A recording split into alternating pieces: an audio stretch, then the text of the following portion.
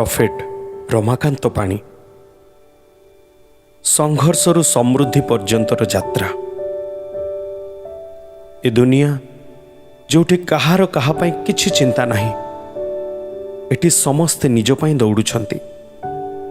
कहा पाखरे कहापाई समय नथिबार एई दुनिया रे जणे युवक परिवारर दायित्व जहार मुंड उपरे रहिथिला, अनेक ऋणर बोझ, लोकमानकर परिहास भरा कथा, अर्थर अभाव, निजर किडनी बिकिबाकू बाध्य हेबा पर्यंत दारुण परिस्थिति, होटेल रे वेटर रो काम करिबा ठारू आरंभ करी एपरि अनेक भयंकर परिस्थिति दे गति करी मध्य प्रभु को भय करिबा एवं प्रार्थनामय जीवन छाड़िला नहीं।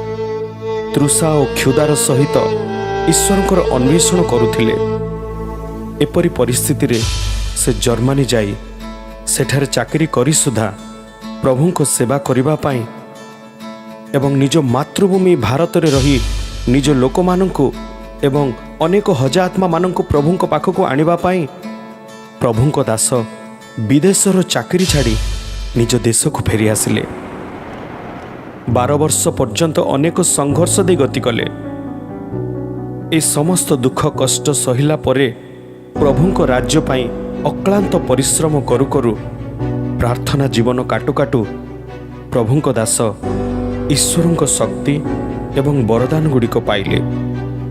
यह उतरे प्रभु तांको दास को एक परिचय देले एवं सबु क्षेत्र रे आशीर्वाद देले।